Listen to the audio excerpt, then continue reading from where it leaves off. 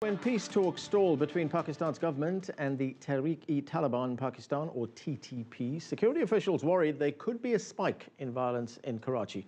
Military airstrikes had started again against militant hideouts in the northwestern mountains when the Taliban retaliated with a well-coordinated attack. We continue our conversation now with Shuja Nawaz from the Atlantic Council, Raza Rumi, a Pakistani policy analyst, and from Islamabad, journalist Mubashir Zaidi. Mubashir, let me start with you now. A question that's often asked is, who is in charge in Pakistan? Is it the civilian government or is it the military? I mean, let's look at these airport attacks. We didn't see any civilian ministers. They were not to be seen at the airport after this attack. In fact, the military took the lead. So who's in charge? Well, I think that is the answer that every Pakistani is still asking after 65 years since we got independence from the British. Because that civil-military imbalance in Pakistan has created such kind of problems. But here, when you talk about Karachi attack, yes, you're right. The military moved, which had a cantonment next door to Karachi airport without informing even civilian authorities, and all we heard was that a military operation has started to cleanse the airport from terrorists. We haven't had any statement from the Interior Minister for the next 24 hours. All we had small statements from the military spokesman or the Rangers spokesman or the airport security forces. So yes, in that very case, the civilian part was missing. But I think, again, if you look at the problem, the main challenge here is that the courts in Pakistan are inactive in trying these terrorists whenever they are arrested. For example, the militant leader who claimed to have masterminded the Karachi attack is Adnan Rashid. And he was first arrested on attack on the former President Musharraf. He was kept in jail for a few years and then released, and then he was captured again. He was never sentenced, and he was in one of the jails in northwest Pakistan when militants raided and jailbreak that Banu jail and took him out. And since then, he has been planning attacks. So the problem here is that the courts in Pakistan have never sentenced a single terrorist to make an example of it. So the government knows that going to courts would not serve any purpose because the security forces are being dragged every day in the courts in missing persons case, where they claim that these missing persons are terrorists, but the human rights activists say that these missing people have no FIRs, no cases registered against them. So this problem is also sort of demoralizing the government as well as the security forces, that the courts are not sentencing any terrorist. Okay, let's take a listen to the security analyst Imtiaz Gul. He says that Pakistani people have lost confidence in their government and the military. Let's listen to what he had to say about the government's mismanagement, and then I'd like to get your reaction, Raza, after that. Let's watch.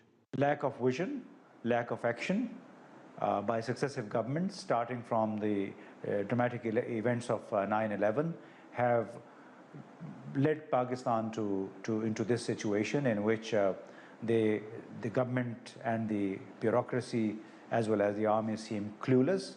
Raza, is that a fair comment? Well, I think by and large it is because the responsiveness of the state to basic issues like security, like delivery of basic services, water, education, health. I mean, there's a huge gap. People's demands or expectations from the state are unmet, and those who have the ability to pay or money to buy private services do that.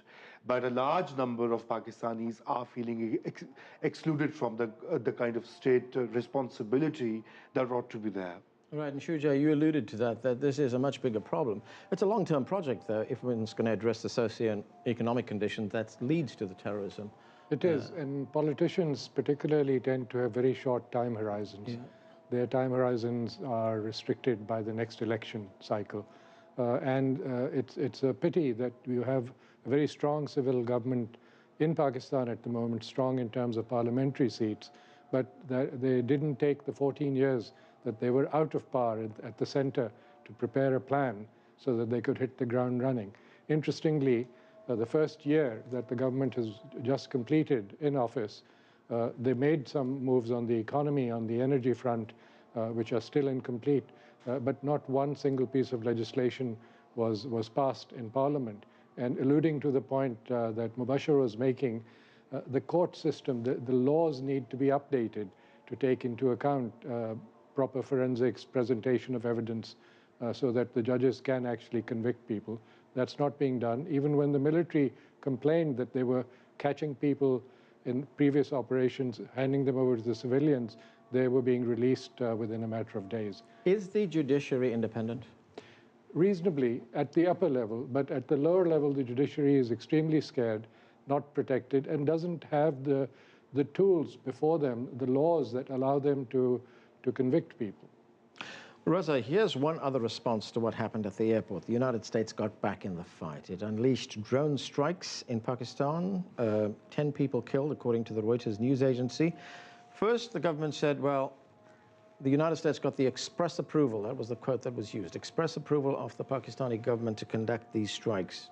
Now we're hearing condemnation from the government about these strikes. What's going on? Well, I mean, this is nothing new because in the past also this sort of contradiction has been there. Most of the drone strikes do not take place without local support or information, intelligence from the Pakistan side. So it's a given that most of these strikes that take place have some element of approval from some quarter within Pakistani state. But these particular drone strikes have, reportedly targeted the Uzbek militants because the Karachi airport attack, after the TTP had taken its claim, the IUM or the Uzbek movement, which is now operating from North Waziristan as well, some members had also made a public statement that they were involved in launching this attack. So reportedly, at least one of these strikes targeted them as well. This contradiction is definitely there. You know, the drone strikes are not, I mean, they are effective in terms of military means or conduct, but they have a huge political fallout in Pakistan because there is a public opinion against them. Right, and of course in the United States, the administration here would not even admit that it conducts these strikes. Yeah. Mubashir, as we've just heard, these drone strikes that take place in Pakistan, are they actually part of the problem? I mean, is Washington making a bad situation even worse? Well, at least Pakistani politicians and military on the face of it or on the record says that these drone strikes are adding to the problems. But what we have seen in the past is that some drone strikes have happened on the request of Pakistani military or the Pakistani government. So I think Pakistani security apparatus is not clear on its position. They want to have a dual policy on drones. They believe that they can convince US to attack only those which threaten Pakistan so that they can tell people that US is striking without Pakistani's knowledge. And when Hakimullah Masood was killed, who was the TTP chief, there was a huge debate before that in Pakistan that why US does not kill TTP militants and only kill the militants who are belonging to Afghan Taliban. But that myth was broken there, and we have on the record interviews from the military people, retired and the civilian, who are now confirming that some attacks have happened on Pakistan's request. So here both the government and the military are lying to their own people. They're not telling them the truth, and that is why this confusion is happening. That the government, the picture they're painting within the country is that these drone strikes are the problem, but yet they're requesting US to do it. Shuja, what are your thoughts on the use of drone strikes? Is it aggravating the situation, and is it having the effect of actually changing public opinion in Pakistan against the civilian government?